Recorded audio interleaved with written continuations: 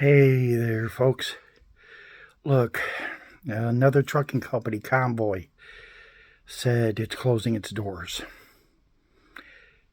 If we use just this year what I've seen with Yellow Corporation and the five companies, this would make about the eighth company this year, eighth trucking company that has closed its doors, that there was no relief in sight, and that they blame the recession. Well, I've seen it out there. I actually have. I've seen trucking companies, seen truck drivers who, in one truck stop, there were like 5 or 6 drivers parked what I would thought would be the area where drivers pull in to wait for a pump to become available.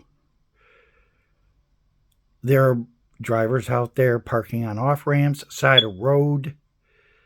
Yet there's supposed to be a recession, that there's supposed to be a shortage of food and other items. And I've seen it just in the Midwest alone. Now, East Coast, I've seen it. West Coast, I don't know how bad it is out there. The southern states, I've been through some of them. They have been full.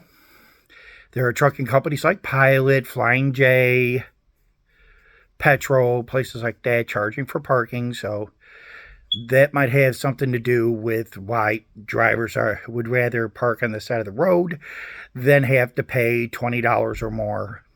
I've seen as low as $17 in his. For 2 nights, pay $42. But they say we're going into a recession, but at this rate,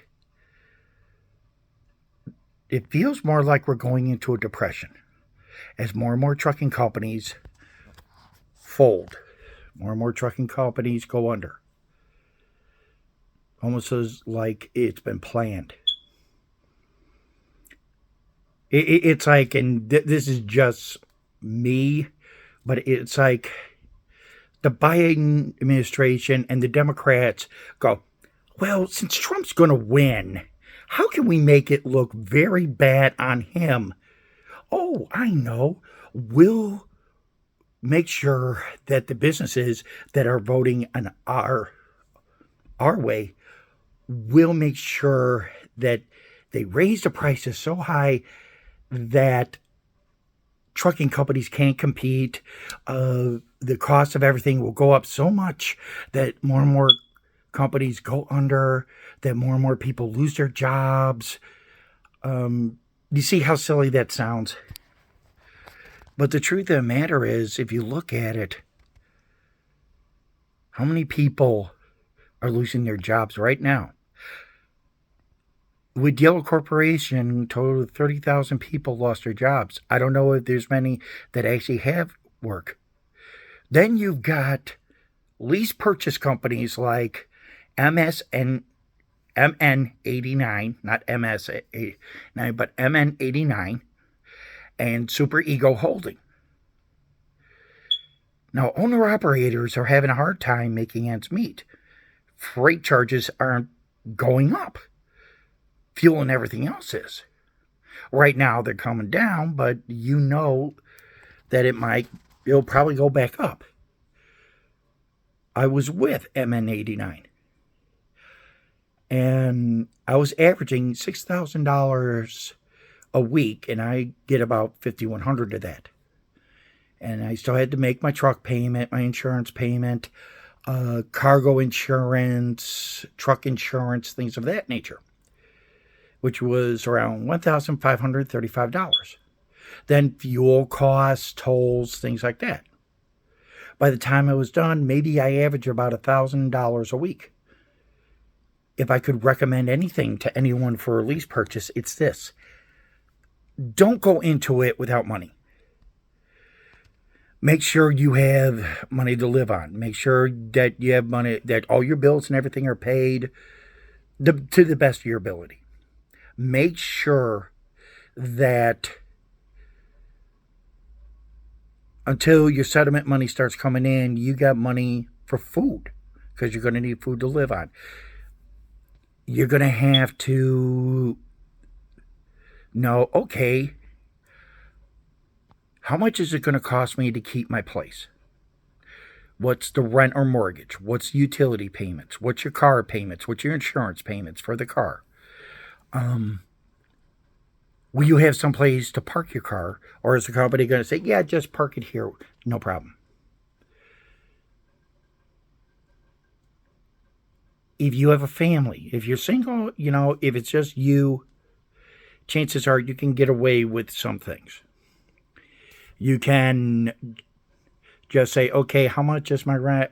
Once again, rent, utilities, car payment, gas for the car. If you're not there that often, then you don't have to get gas that often. But what's it going to cost you overall? The economy is not. It's like it's being man-made. And what I mean by that is these companies almost taking their marching orders from the administration. Are they actually doing that bad? Are their expenses that high? They tried doing everything they can, like Convoy. There was an Indiana company that folded, closed its doors. How? I mean, if it's just the diesel prices and insurance, that's one thing. How many people think that insurance shouldn't be going up? If you're a safe driver, if you just drive every single day, you don't have an accident, you're not speeding or anything, why should the premiums continue to go up? That is something I can't wrap my mind around. The truck, why is it costing more and more to insure what you own? I mean, is there a new process of processing your insurance claims? I mean, if you're doing everything electronically, is the artificial intelligence getting a piece of whatever you're paying? No one's asking these questions, or if they are, they're falling on deaf ears. Trucking companies, drivers are doing the best they can. And now these same drivers who devoted their lives to this career, they're being told, take the truck, park it in the yard, we're closed. Sorry. How about some? They're out somewhere in the country, and they stop at a truck stop, and they go to get fuel, and all of a sudden, transaction declined.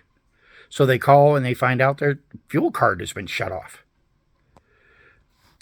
and they're stuck. They can't go anywhere. They have no money, because they've been using a lot of it out there.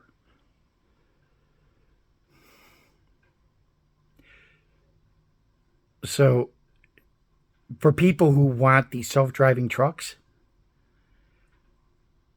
tell that, if you want the self-driving truck so all this will go away, you tell that to a truck driver.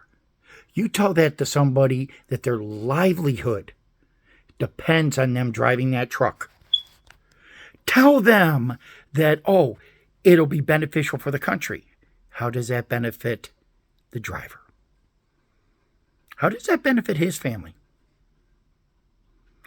Those that are for these autonomous trucks, are you going to put these people up?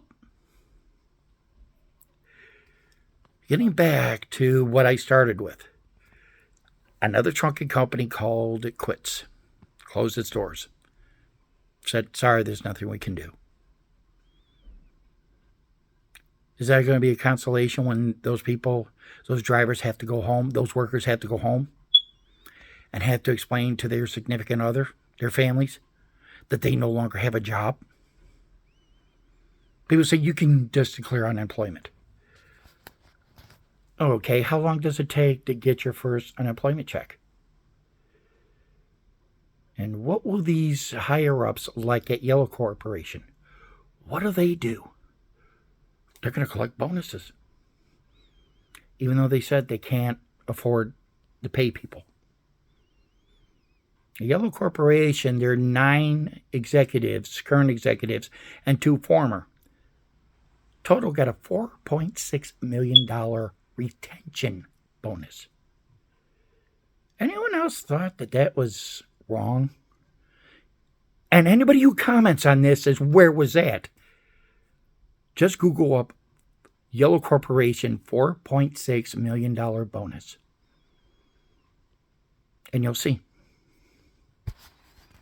Before you start saying that these things don't exist, Google them. Prove whether or not what I'm saying is true. The companies are going under. 8 so far this year, if you include the 5 from Yellow Corporation. Maybe even more. And for those drivers, my heart goes out to you. And for those that say, good, we don't need that many trucks. Okay. Then don't say a damn word. When all of a sudden what you're looking for isn't there and they have to say, it's en route. Translation, it's probably still sitting on the dock somewhere or in a distribution center waiting to be picked up.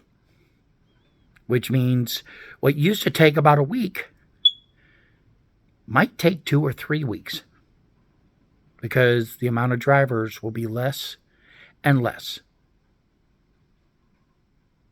And especially the holiday season. How many of you are waiting to buy the new PlayStation or the new widescreen TV or the new computer or whatever play toy?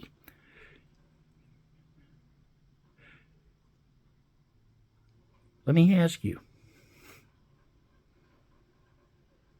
how's Christmas going to be this year? Because I'll tell you right now, those drivers, they're going to immediately be putting their resumes and applications in online. And now companies have a choice. They can pick and choose whoever they want. Some drivers might even go with the lease purchase. So, is the economy getting bad? Are we going into a recession? Let's, instead of recession, take the R out, put a D in there, depression. Because at the rate things are going, very few people are going to be working. And it doesn't matter who's voted into the White House, because there's going to be a mess that needs to be dug out. And are we better off now than we were before the 2020 election? I don't think so. But I'm just one person. So, with 1,300 people out of work, and with thousands more still out of work, ask yourself this. What's going to happen if another company closes its doors? How will it affect the country as a whole?